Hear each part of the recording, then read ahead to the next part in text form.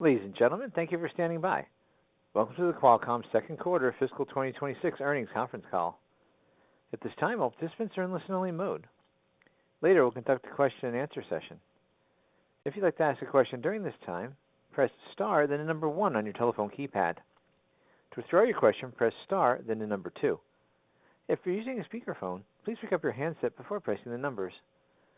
Please limit your questions to one question and one follow-up.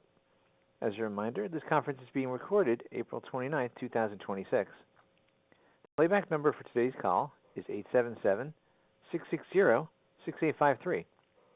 International callers, please dial 201-612-7415. The playback reservation number is 137-59551. I would now like to turn the call over to Brett Simpson, Senior Vice President of Investor Relations. Mr. Simpson, please go ahead. Thank you, and good afternoon, everyone. Today's call will include prepared remarks by Cristiano Amon and Akash Palkhiwala. In addition, Alex Rogers will join the question-and-answer session.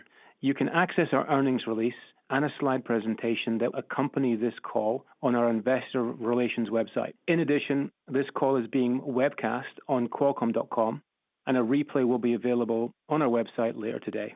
During the call today, we will use non-GAAP financial measures as defined in Regulation G, and you can find the related reconciliations to GAAP on our website. We will also make forward-looking statements, including projections and estimates of future events, business or industry trends, or business or financial results.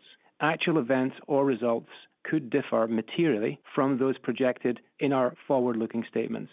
Please refer to our SEC filings, including our most recent 10-Q, which contain important factors that could cause actual results to differ materially from the forward-looking statements.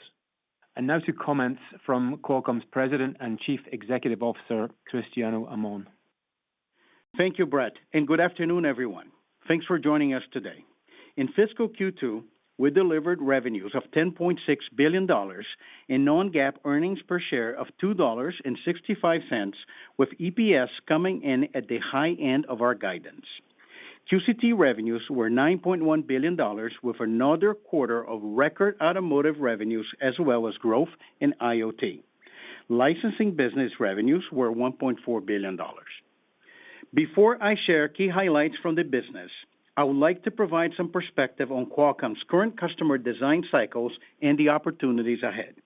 We are in a period of profound change, and it may not yet seem obvious to the financial community. The emergence of agentic AI workloads with OpenClaw as an early example are fundamentally changing user experiences across connected edge devices and reshaping our roadmap in every platform we develop. For agents to work efficiently, they must run continuously in the background, fuse sensor data into context, orchestrate multi-step tasks reliably, and deliver strong security. Today's install base of devices were not built for these new capabilities, and it represents a significant upgrade opportunity and expansion of our addressable market in the coming years. Agent orchestration is predominantly CPU-bound, and Qualcomm has the world's best-performing CPU across smartphones, PCs, auto, and soon the data center. Qualcomm's unparalleled connectivity solutions and power-efficient NPU for local models will also be key assets to delivering agentic AI experiences. No other semiconductor company matches the breadth and scale of our technology and product portfolio, which powers devices spanning milliwatts to kilowatts, from smart wearables to data centers. As a result, we're seeing a step function increase in strategic customer engagement, and is changing how we think about the broad AI opportunity as well as the speed of our diversification efforts. Beginning with automotive, in Q2, we exceeded $5 billion in annualized revenues for the first time, and we expect to exit fiscal 26 at a run rate above $6 billion. This growth is driven by our fourth-generation Snapdragon digital chassis platform, which comprises connectivity, telematics, infotainment, as well as advanced driver assistance and automated driving. Notably, we have now enabled more than 1 million cars operating ADAS and autonomy on our Snapdragon Ride processors. By the end of the fiscal year, we will begin commercial shipments of our fifth-generation Snapdragon digital chassis platform. This represents the largest generation-to-generation content increase in Qualcomm's history, delivering 3 times higher CPU throughput, a 3-fold increase in GPU capability, and 12 times higher NPU performance, while supporting in-vehicle agents and processing for Level 3 and Level 4 autonomous driving. Looking ahead to fiscal 27, we expect continued share gains and increased content, particularly in ADAS. We're pleased with the performance of our automated driving stack with BMW, and we're seeing broad customer engagement from other leading automakers. Our recent announcements with Bosch and Wave are good examples of what's to come as we build on our proven platforms in self-driving stack and scale ADAS. In IoT, agentic workloads and edge AI are driving major product renewal design cycles. Overall, our pipeline is healthy, and there is clear momentum for Qualcomm solutions. In personal AI, we expect a significant increase in the choice of new smart glasses starting in the second half of the year. We believe these launches, combined with a rapid progress in agentic AI, will catalyze an inflection point in customer demand across this category. Our 2026 Snapdragon X2 PC platforms are currently in production, and our world-class Orion CPU unlocks powerful, always-on agentic experiences, making it a true competitive differentiator. Agentic orchestrators such as OpenClaw, Claude Desktop, Claude Code, OpenAI Codex Desktop, Perplexity Computer, Crew AI, Hermes Agent, LandGraph, and Humane One running on Snapdragon X2 are early proof points. A recent PC Mag review of the Asus ZenBook A16 notes that Qualcomm is now a serious challenger in the PC space and states, quote, "The generational leap from the original Snapdragon X Elite to the X2 series is particularly striking. Qualcomm hasn't just caught up to the industry. In some cases, is now helping to set the pace," unquote. In addition, our Hexagon NPU is the world's fastest for laptops, delivering up to 85 TOPS. Together with our industry-leading CPU, which has the best on-device token generation rate, Snapdragon X2 delivers the full agent experience end-to-end and outperforms Intel's Panther Lake by nearly 30%. In physical and industrial AI, our new Dragonwing IQ10 platform has generated substantial customer interest since our launch at CES. This is a significant upgrade compared to IQ9, featuring an NPU with up to 700 TOPS of on-device AI performance, an 18-core Orion CPU, over 20 camera sensors, and an integrated safety island. Building on our design win with Figure AI, we announced an exciting multi-year agreement with Nura, reinforcing our confidence that we can become a significant player in the broad robotics market. Also during the quarter, we introduced Ventuno Q at Embedded World.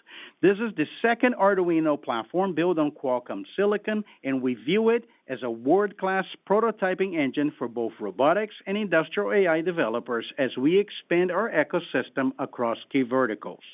Ventuno Q is purpose-built to bring AI into the physical world, enabling fully autonomous AI agents in a wide range of edge AI applications, including voice assistants and vision systems. Several new industrial AI products are also moving from design win to deployment across retail, utilities, oil and gas, agriculture, and other verticals. In data center, the AlphaWave integration is off to a great start, and we're pursuing multiple opportunities with large hyperscalers, cloud service providers, sovereign AI projects, and other global partners. Building on that momentum, we're also entering the custom silicon space, beginning our ramp with a leading hyperscaler, and we expect initial shipments in the December quarter. In addition, development of our leading data center CPU and high-performance AI inference accelerators is progressing well. We look forward to sharing more details and customer wins at Investor Day in June. Regarding handsets, I would like to underscore two key points. First, the quarter played out as we expected. Sell-through held up and our chip business materially undershipped consumer demand. We believe our China Android revenue is bottoming out in fiscal Q3, and Akash will provide more specifics in his financial update. Second, we think agentic smartphones will soon begin to influence the premium tier, and we expect this theme will only get stronger into fiscal 27. With examples like the ByteDance Taobao-powered agentic AI phone from ZTE Nubia, Xiaomi's recent announcement of a Mi-Claw agent framework, and other agentic assistants now in development across the Android ecosystem, we have a clear line of sight into how the AI upgrade cycle will unfold, and this is going to be an important tailwind for premium demand over time. Next, I want to highlight a major strategic initiative and long-term growth driver for Qualcomm, 6G, the next generation of wireless. Designed for the age of AI, we believe 6G will present one of the most significant transitions for the wireless industry. From a connectivity perspective, 6G will enable new classes of mobile and personal devices, such as smart glasses, with enhanced uplink capabilities to support agentic use cases like See What I See. Beyond connectivity, 6G will be an AI-native network where AI reasoning, learning, and autonomous action are core functions. It is intended to act as distributed intelligent infrastructure that integrates communication and wide-area real-time sensing. With these new capabilities, the network becomes critical infrastructure and provides the telecom industry an opportunity to develop completely new business and economic models. It will make possible new AI-enabled services ranging from context-relevant data, data insights and analytics, low-altitude aerial, terrestrial, and autonomous traffic management, drone detection and tracking, and 3D mapping with telemetry to build dynamic digital twins at scale. Qualcomm's leadership in connectivity, AI processing, and high-performance, low-power computing position us to be one of the key architects and beneficiaries of the 6G transition. In addition to the development of foundational technologies and standards, we're building end-to-end solutions for devices and the network, from agentic modems and compute platforms that power phones, PC, intelligent wearables, and cars, all the way to the network, including power-efficient, next-generation radio units, wide-area network sensing platforms, and high-performance compute and AI accelerators for the RAN, network edge, core, and data center. To help shape and accelerate the 6G roadmap, at MWC, we launched a 60-company coalition spanning carriers, cloud infrastructure, AI-native partners, and auto OEMs. The engagement and feedback on our 6G vision and plans from our partners, customers, and governments across the globe has been very positive, and we look forward to working across the industry to deliver on this generational opportunity. Before I turn the call over to Akash, I want to note that we will provide a broader update at our Investor Day to include our data center plans and our progress in other areas, including advanced robotics, next-generation ADAS, industrial edge AI, personal AI devices, and 6G. We hope you can join us as we will be highlighting meaningful new avenues of growth to support our long-term diversification story. I will now turn the call to Akash. Thank you, Cristiano, and good afternoon, everyone. Let me begin with our results for the second fiscal quarter.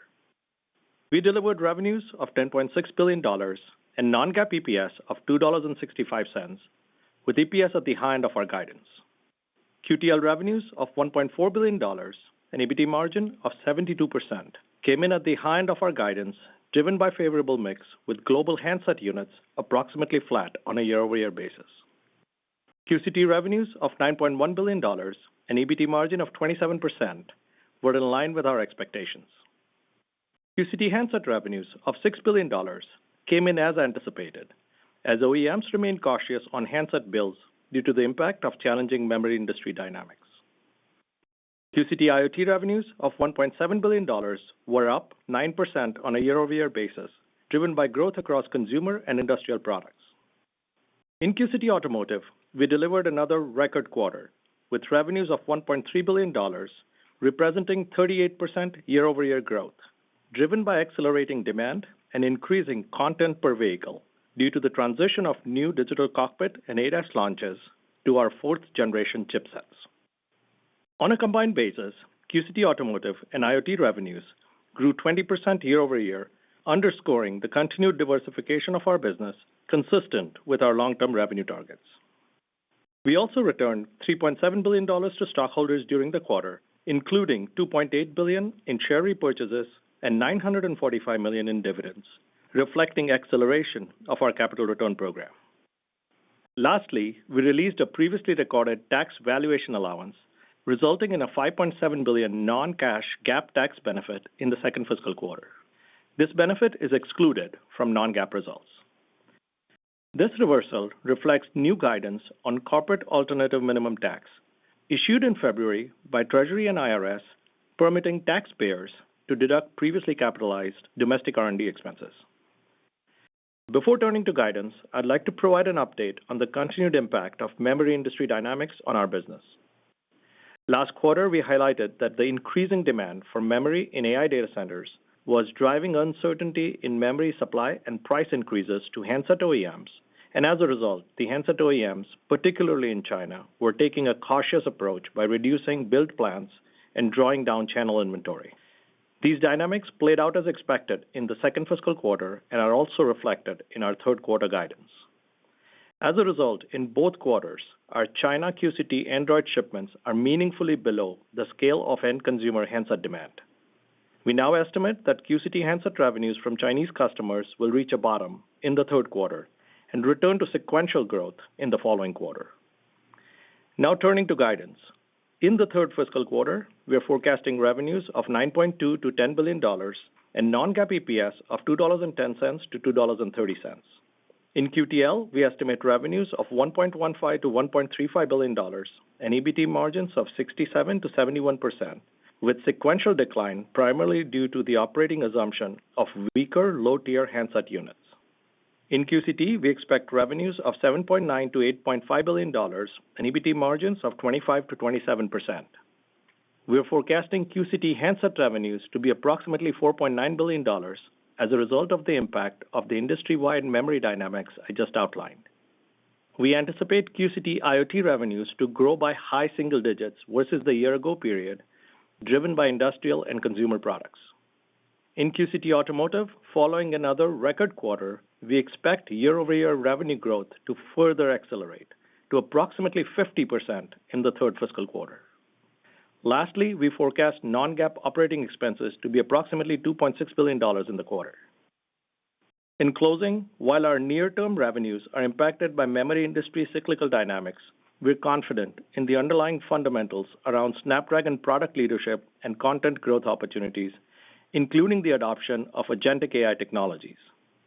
We continue to execute on our secular growth opportunities in automotive and IoT and remain confident in achieving our long-term revenue targets. In addition, we are very excited about the progress in our data center products and customer traction. We now expect initial shipments for a custom silicon engagement at a leading hyperscaler later this calendar year.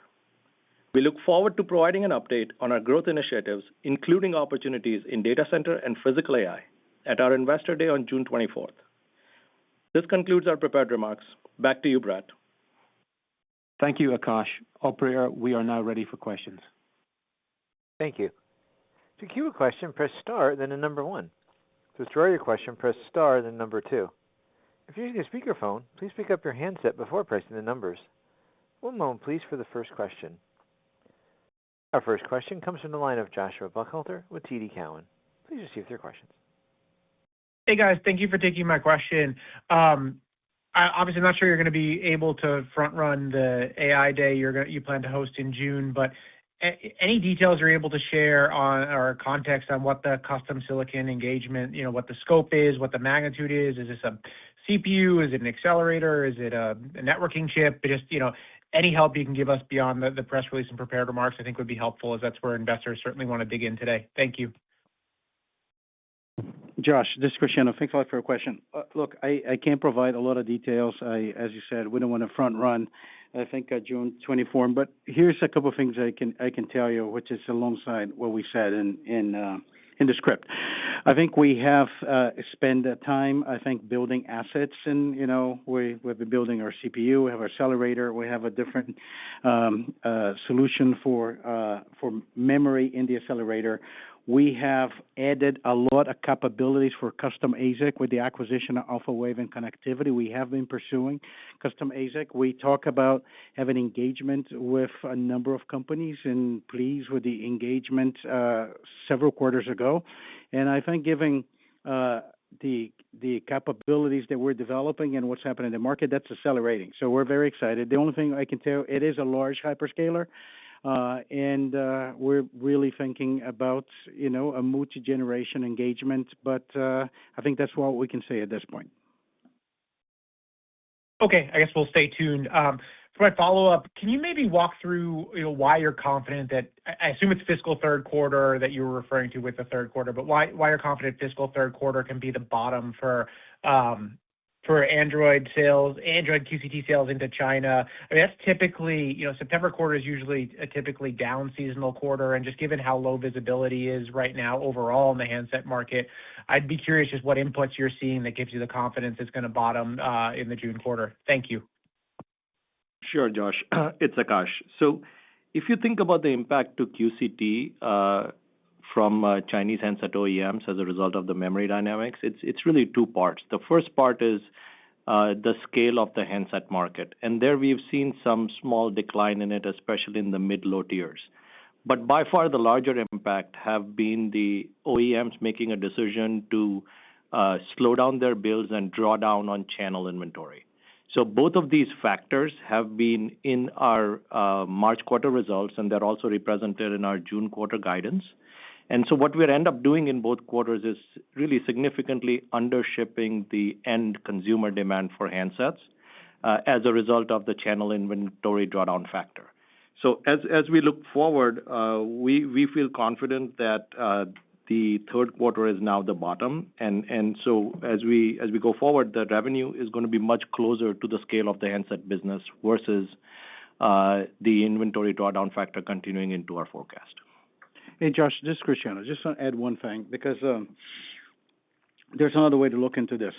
As you know, because of our licensing business, we do have visibility of what happens in the market. So we know sell-through. We know how the sell-through market is behaving, even when increased price on the handsets. So it gives us a real good idea on activations and customer demand versus what we're shipping. So that dynamic outlined by Akash is kind of very clear to us that Q3 becomes the bottom.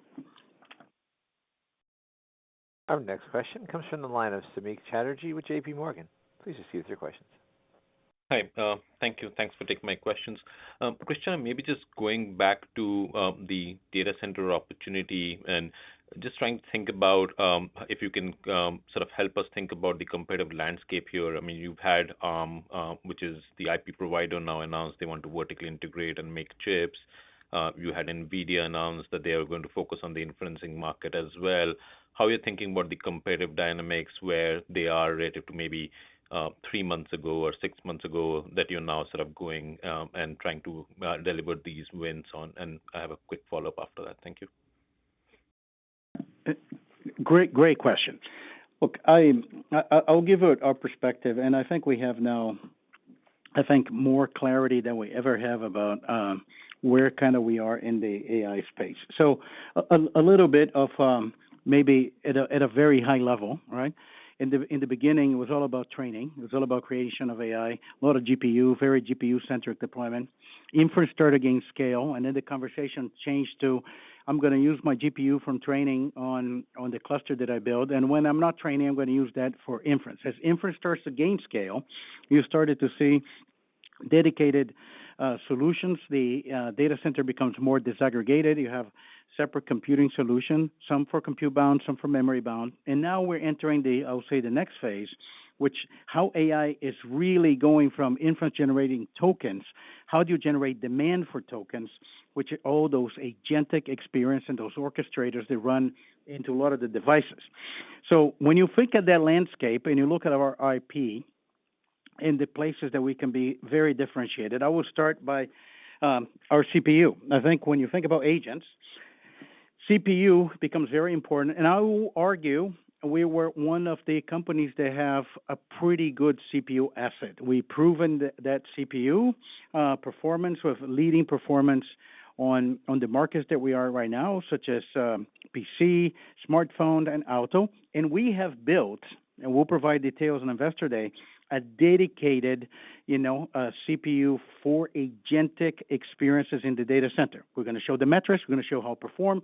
People will be able to compare. As you know, we have an architecture license, and we have a very, very high-performance CPU. So that's one of the assets. The other asset is how you think about the scale of a semiconductor company like Qualcomm. We're not small.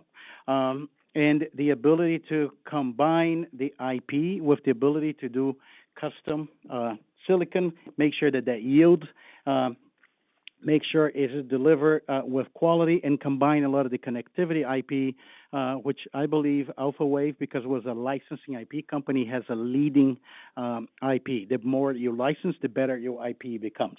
The number three is how we think about the accelerator. You're going to need high compute density, low TCO, and we think that we have something unique, which is focused on a cluster that is disaggregating for very specific function, especially like decode. I think the activity you've seen with companies like Grok and Cerebras just prove that you have opportunities for a dedicated inference accelerator.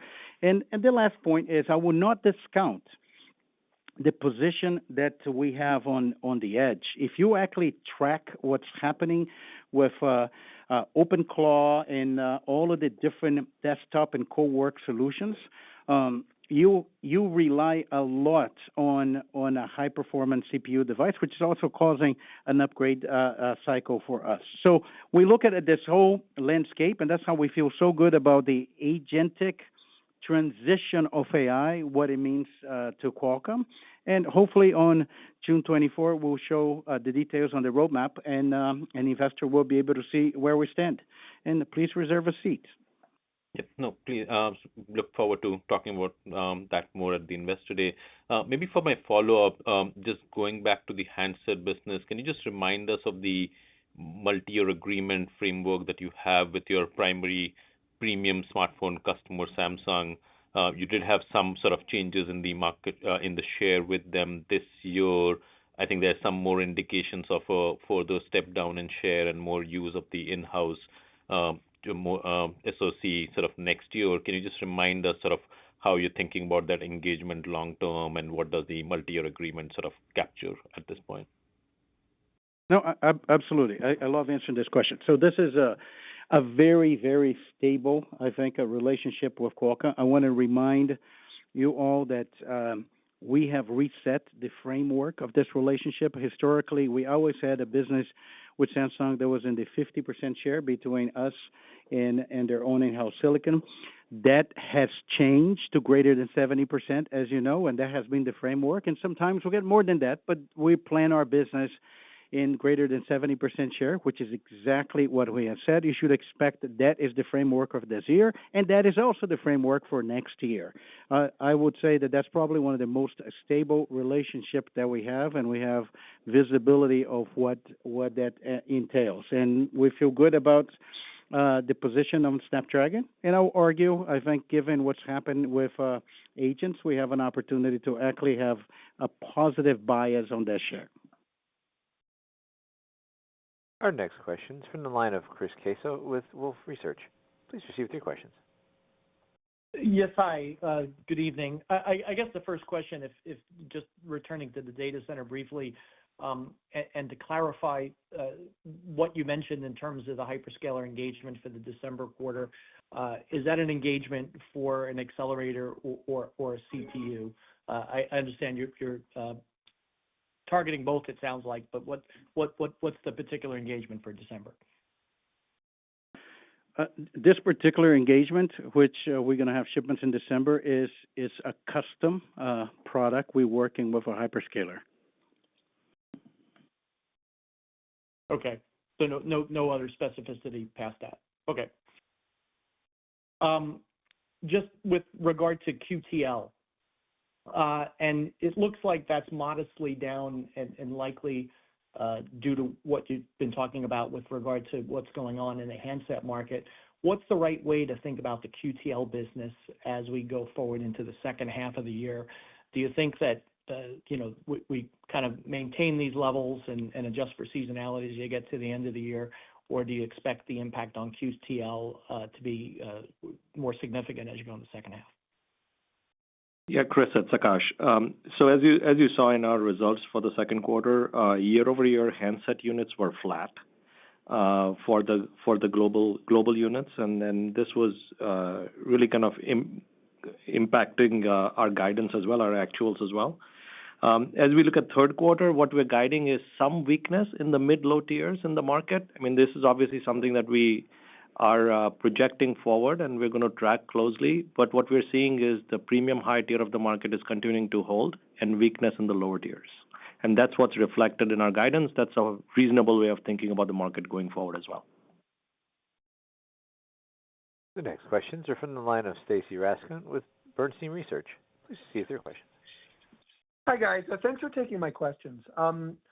So if the China handsets bottom in Q3 and then they grow in Q4, that's September quarter. September quarter, I think, is when we're supposed to get the Apple step down, which may be an offset. So I guess just how are you thinking about handset seasonality into September quarter, given those kind of competing dynamics? How should we be thinking about that?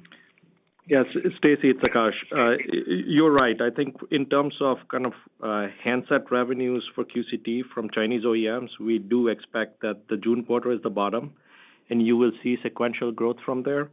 And Apple, you're right as well, that typically it's a growth quarter for Apple product revenue, and we do not see that at this point, given the share assumption change. So those are the two factors you would use to forecast the September quarter.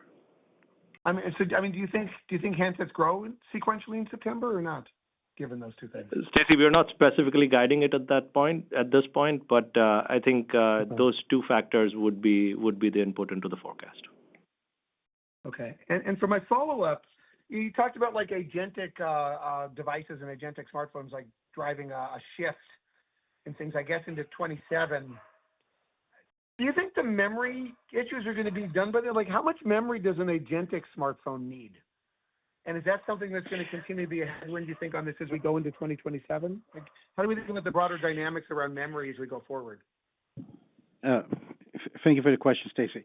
Look, it's a little early to talk about 27. I think one thing to see is I think the pace of change of AI is getting scale.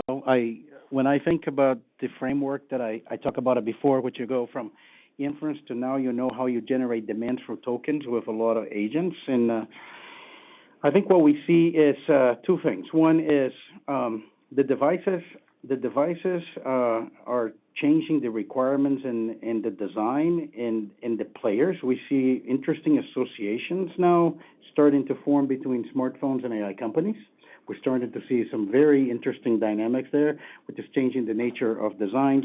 We see designs moving towards products that have much more capable CPU to run those type of products.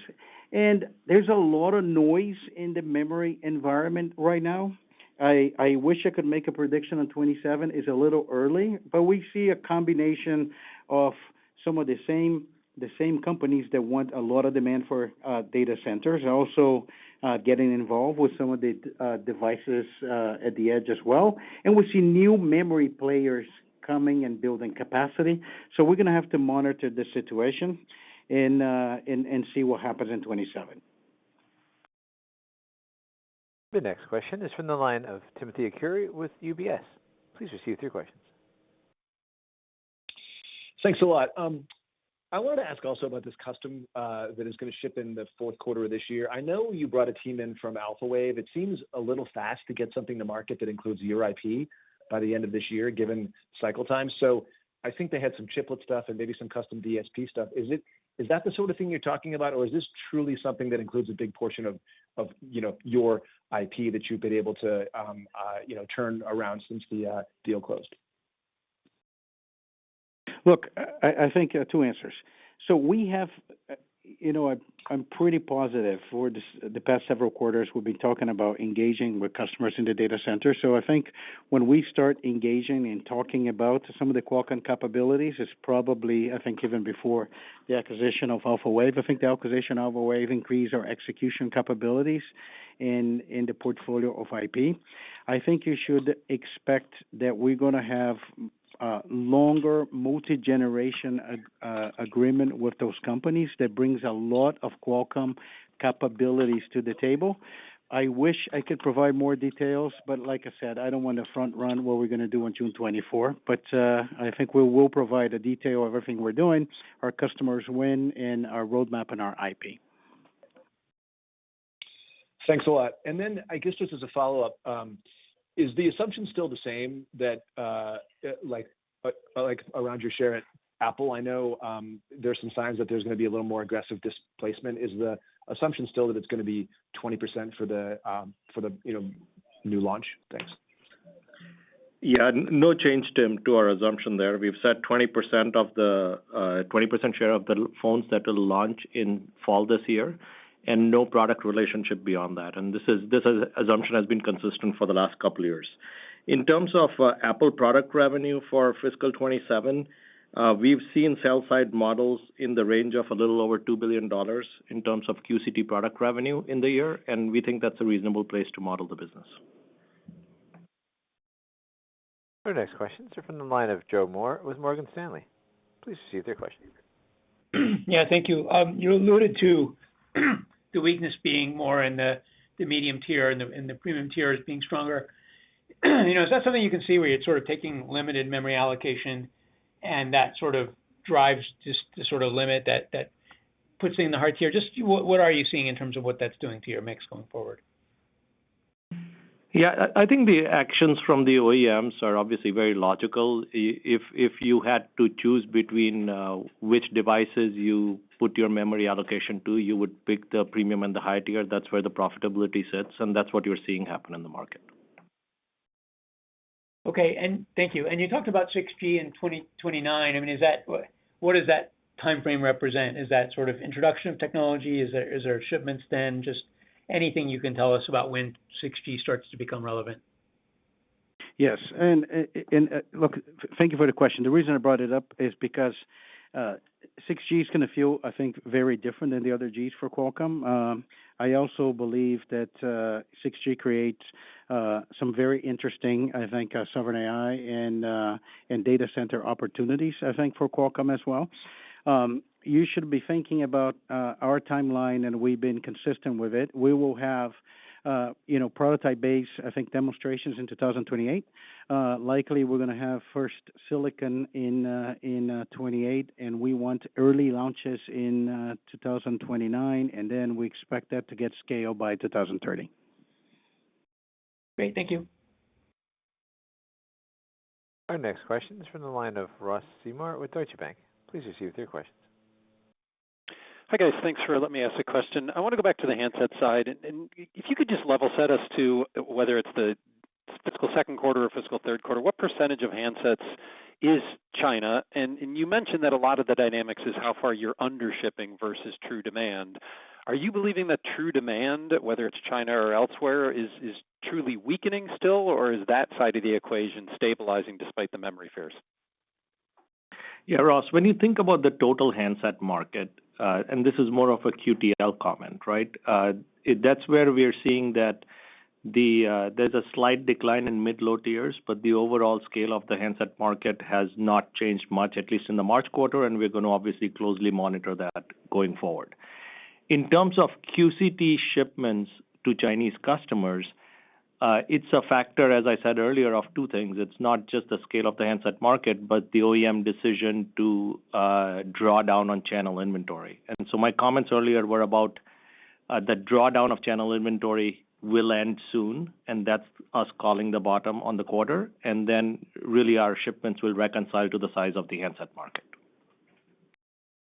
Okay, and I guess for my follow-up question, shifting gears to the automotive side of things, you mentioned about the ADAS side starting to ramp and growing 50% this year, so or at least in this next quarter, so doing very, very well. As you go from more of a cockpit business to the ADAS mix increasing, how does that change the revenue trajectory and perhaps the gross margin trajectory in your automotive business? Yes. So, hi, this is Cristiano. I think what you see is it accelerates revenue dramatically because it's a lot more silicon content. And that is true actually on both sides. I think what you saw is when we went from Generation 3 to Generation 4 in digital cockpit, I think we keep mentioning the car is really becoming a computing surface. We saw a step function increase in the capability in silicon content. You expect another one when we go from 4th generation to 5th generation. And as we add processors, and you started to see more and more, development of L2++ in direction towards level 3, you're starting to see the amount of computing power going up. So for us, it's basically a significant revenue accelerator within automotive. And specifically on your question on gross margin, I'd highlight maybe two additional factors to what Cristiano said. I think we're transitioning from a chip sale to a SiP sale, and so as we go to a module, it increases the revenue opportunity for us as well. And then in addition, we have software opportunity on top of the chipset, which also helps our margin profile. So net, we still model the business in line with our corporate average, but it really is a business that has several vectors of growth, as both of us outlined. Thank you. Our last question is from the line of Vivek Arya with Bank of America Securities. Please proceed with your questions. Thanks for taking my questions. For the first one, Akash, you mentioned Apple product sales, I think $2 billion plus for fiscal 27. What about the royalty contribution? How does that evolve as you approach the date for kind of renegotiating that business? Yeah, so pending the renegotiation, the royalty, we don't expect it to change, right? It should be in the same scale that it's at, and it's an independent business separate from the chip business. And for my follow-up, Cristiano, back to this hyperscaler discussion, I realize you'll give more details at Analyst Day, but is Qualcomm's intention to approach this from an ASIC perspective? I thought you planned to enter the data center from a merchant perspective, but are you saying that now the goal is to approach it from an ASIC perspective? And if that is the case, what impact does it have on margins? Like, are you really going to compete head-on with the other ASIC suppliers that are out there? So this is going to be more kind of a one-on-one, type approach to the market as opposed to approaching the market in a broader merchant. So just, what is kind of the broader strategy, go-to-market strategy that Qualcomm has in this business? Very good. Great question. I think the answer is all of the above. Look, first of all, as a new entrant, I think we're very flexible. But we also look at the reality of what's happening in the hyperscalers. You can see that the majority of the revenue for semiconductor companies is heavily concentrated in a few number of very large companies. And those companies have now had indicated very clearly they have different, as the data center gets disaggregated, you have different approach to compute, to connectivity, and you should assume that Qualcomm will play on merchant, on custom, and it's going to be a combination of how we're going to configure our IP and different IP blocks for different solutions. It's going to be a bespoke business. And specifically on your question on this custom engagement we talked about, we do expect that to be accretive at the operating margin level. Thank you. That concludes today's question and answer session. Mr. Amon, do you have anything further to add before adjourning the call?